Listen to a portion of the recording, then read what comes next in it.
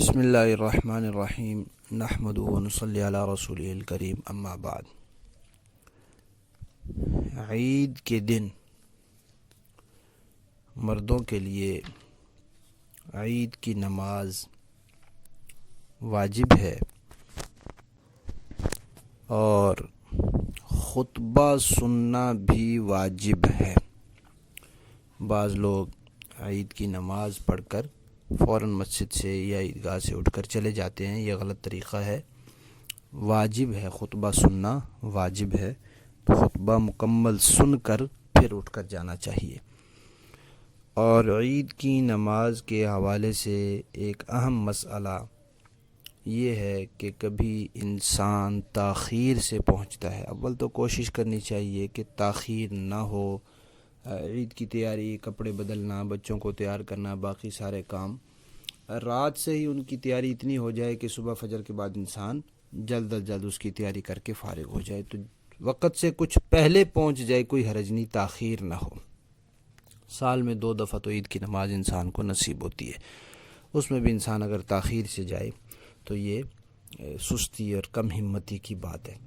جو مسلمان کی شان نہیں ہے۔ بہرحال اگر تاخیر ہو جائے تو اگر وہ پہنچا ہے ایسے وقت میں کہ پہلی رکعت میں امام نے پہلے زائد تکبیریں کہنی ہیں، پھر اس کے بعد تلاوت شروع کرنی ہے، اب یہ پہنچے صاحب اور امام تلاوت شروع کر چکا ہے، تو یہ نیت باندھ کر جلدی سے پہلے تکبیریں کہہ لے، 3 تکبیریں کہہ لے اور پھر خاموش امام کے پیچھے تلاوت سنیں۔ اور اگر امام تلاوت ختم کر کے رکوع میں جا چکا ہے تو اب یہ صاحب اندازہ لگائیں کہ میں نیت باندھ کے جلدی سے 3 تکبیریں کہہ کر رکوع میں امام کو مل سکتا ہوں یا نہیں۔ اگر امام ابھی رکوع میں گیا ہے تو ظاہر بات ہے امام صاحب 3 دفعہ 5 دفعہ رکوع کی تسبیح پڑھیں گے، تو یہ جلدی سے نیت باندھیں اور 3 تکبیریں کہیں اور پھر رکوع میں چلے جائیں۔ اور اگر ان کو یہ خطرہ ہے کہ بھئی میرے رکوع میں جانے تک امام صاحب رکوع سے سر اٹھا لیں گے، تو پھر یہ صاحب نیت باندھیں، تکبیر تحریمہ کہیں، نیت باندھیں اور اس کے بعد رکوع میں چلے جائیں اور رکوع میں جا کر 3 تکبیریں کہہ لیں۔